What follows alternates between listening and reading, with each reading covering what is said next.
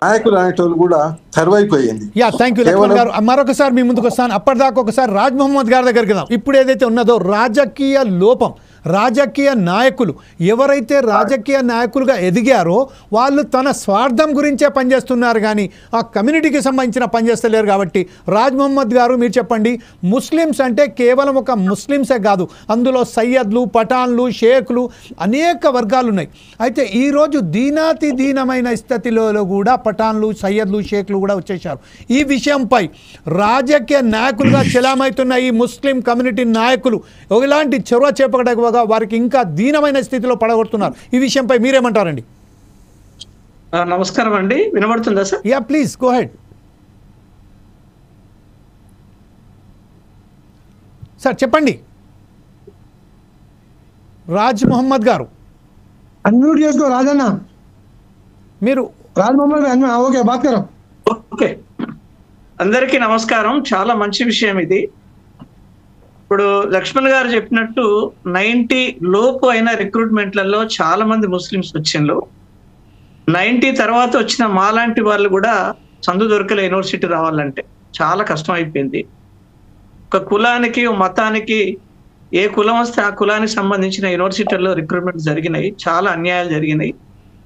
ఎవరికి వర్త్ ఉన్నదో వాళ్ళు రాజకీయ ప్రభావం వల్ల యూనివర్సిటీలు అంతా కూడా ఎవరైతే రాజకీయ బలం ఉన్నదో, ఏవైతే కుల బలం ఉన్నదో వాళ్ళంతా యూనివర్సిటీలో వెళ్ళడం జరిగింది. నేను కూడా డెఫర్ అయిన వాడినే, నేను పిహెచ్డి చేసి కూడా నాకేం రాకుండా పోయింది. సరే, దాంతో పాటు మీరు చెప్పింది అక్షరాల నిజం సార్. గ్రామీణ ప్రాంతాల్లో పూర్తిగా ముస్లింలలో ఒక ఐక్యత లేదు. ముస్లింలో ఎలాంటి వాళ్ళు ఉన్నారు, మరి వీళ్ళందరినీ ఎట్లా దారికి తీసుకురావాలి, వీళ్ళ అభివృద్ధికి ఏం కావాలి, ఏ చేస్తే ముస్లిం సమాజం బాగుపడుతుంది, వీళ్ళు రాజకీయంగా, సామాజికంగా, ఆర్థికంగా ఎలా ఎదగాలి అనే ఆలోచన ఇంతవరకు ఎవరు చేయలేదు సార్.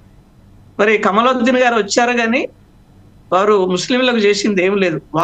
ఆయన కోసమే ఆయన వచ్చిండు తప్ప ఒక ముస్లిం వాళ్ళని ఎదిగి వాళ్ళందరినీ నా కమ్యూనిటీ ఉంది కదా అని చేసిన రోజులు లేవు. వారసత్వంగా కానీ ముస్లిం సమాజానికి కానీ చేసింది లేదు.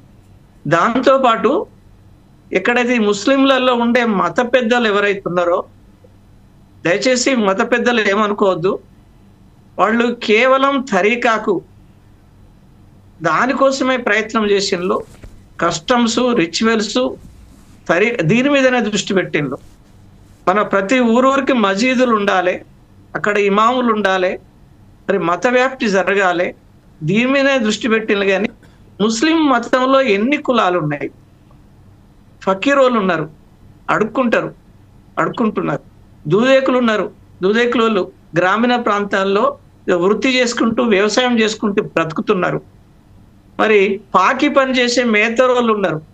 మనకి సెప్టిక్ లాట్రిక్ రాకముందు, సులభ కాంప్లెక్స్ రాకముందు ఎత్తి పారబోసేది. వాళ్ళు బీసీ, ఎస్సీలో ఉండే, ఇప్పుడు బీసీలకు వచ్చేసింది వాళ్ళు. అదే పాక ఎక్కడో దూరంగా కాశోళ్ళు ఉన్నారు, బండ కొట్టుకుంటూ బతుకుతున్నారు. గారెడోళ్ళు ఉన్నారు, పాములు పట్టుకొని తిరుగుతున్నారు. మన గుడ్డెలుగులో ఉన్నారు, మంగళ పని చేసేటోళ్ళు ఉన్నారు, చాకలి పని చేసేటోళ్ళు ఉన్నారు, అస్తర్లు అమ్మేటోళ్ళు ఉన్నారు. వీళ్ళందరూ మా కమ్యూనిటీలో ఉన్నారు. వీళ్ళందరికీ దరిగి తీస్తాం, వీళ్ళందరి యొక్క జీవితాల గురించి పట్టించుకుంటాం. వీళ్ళందరూ సామాజికంగా దూరంగా ఉన్నారు, ఆర్థికంగా దూరంగా ఉన్నారు, రాజకీయంగా దూరంగా ఉన్నారు, విద్యాపరంగా దూరంగా ఉన్నారు. ఇలాంటి వాళ్ళు ఎక్కడ కూడా మా మత పెద్దలు ఎప్పుడు పట్టించుకోలే. వాళ్ళు ఏం చేసిండ్రు, కేవలం మదరసాలు పెట్టిండ్రు, ఇమాములను తయారు చేసిండ్రు, ఊరూరికి మసీదులను తయారు చేసిండ్రు. ఎవరికి కూడా మేలు.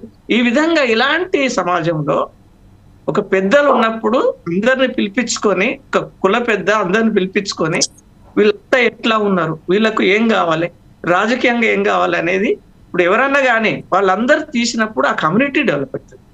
వాళ్ళంతా ఒక యూనిటీకి వస్తారు. లేనోని పిలిపిస్తే ఏం చేస్తాడు, వాడంతా దగ్గరికి వస్తాడు. ఇవన్నీ ఎక్కడ జరగదు. ఈ మధ్యలో ఫస్ట్ టైం షబీర్ గారు ఇలాంటి కులాలు ఉన్నాయని చెప్పగలిగిండు. రేవంత్ రెడ్డి గారు మొన్న చెప్పిండు. నేను చాలా ఏళ్ళ నుంచి నేను చెప్తున్నా. అంటే ఈ క్రమం రాలే, మనమే ఉన్నాము, ఏడికాడికే గ్రూపులు తయారు చేసుకొని ఎట్లా సీట్. ఇప్పుడు అంతా ఆర్థిక ప్రాతినిధ్యం ఏర్పడ్డది. డబ్బులు పెట్టడం, గెలిస్తట్టుంటే వాళ్ళకి ఇంత మనీ సపోర్ట్ చేయడం, పదవులు పొందడం, ఇంకా ఇదే ఉంది. కానీ ముస్లిం సమాజం గురించి, ముస్లింలు కావాలి, ముస్లింలకు ఇది కావాలి, ముస్లింలకు అది కావాలి, వీళ్ళ ఆర్థికంగా ముందుకు పోవాలి, వీళ్ళ జీవితాలు ముందుకు రావాలనే ఆలోచన ముస్లిం కమ్యూనిటీలలో రాలేదు. ఓకే, మొన్నటిదనక మొన్న ఇప్పటికి కూడా చూస్తున్నా కదా, ఎవ్వరు కూడా ఈ మీటింగ్లలో మేము అందరం ఈ మన వసీం ఆయుబ్ భాయ్, అటు మన డిప్యూటీ మేయర్ గారు, సలీం గారు, వీళ్ళంతా మేము మాట్లాడుకుంటాం. వీటి మీద దృష్టి పెట్టినప్పుడు ఒక యూనిటీ వస్తే ఆ యూనిటీ ద్వారా ముస్లిం సమాజం వాళ్ళు గట్టిగా అడగగలగారు. మరి అది లేదు. ఏమైనా ఎవరికి వాళ్ళే, నాకు ఎమ్మెల్సీ కావాలి, మా కమ్యూనిటీకి ఎమ్మెల్సీ కావాలి, మా ముస్లింలకు ఇంతమంది ఉన్నాం, మాకు 10 వస్తాయి, మాకు అది ఇవ్వాలి అని అడగాలి తప్ప, నేను సీనియర్ను, నాకు ఎమ్మెల్సీ కావాలి, నేను జూనియర్ను, ఇప్పుడు వచ్చిన ఇది కరెక్ట్ కాదు కదా. ఇప్పుడు బలం ఏర్పడుతుంది. మేము అందరం ఒకటే, మాకు ఇది కావాలి, మా జనాభా ప్రకారం 10